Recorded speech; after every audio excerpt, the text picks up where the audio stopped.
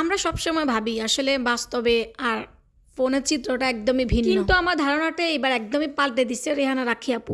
এত মিষ্টি একটা মানুষ, এত কিউট একটা মানুষ, কি বলবো। ফেনীতে আমার দেখা এই প্রথম আসছে আপু।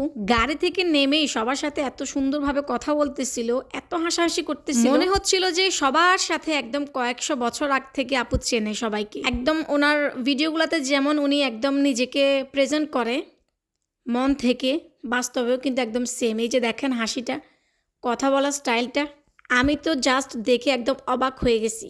দুটো মানুষ কখনোই আলাদা হতে পারে না, একদম সেম।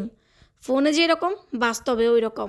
অনেক অনেক ধন্যবাদ আমাদের সবাইকে এই সুযোগটা করে দেওয়ার জন্য, রেহানা রাখি আপুকে আমাদের ফেনীতে আনার জন্য, আফরোজা আপু, ফেনী ওমেন্স ওয়েলফেয়ার অর্গানাইজেশনকে। রাখি আপুকে দেখার জন্য একদম আমার মনে হচ্ছিল ফেনীর আনাচে কানাচে থেকে অনেক অনেক আপু ভাইয়ের একদম হুড় হুড় করে চলে আসছে। কিন্তু এই মানুষটাকে নিয়ে কয়েকদিন আগে কত ট্রোল।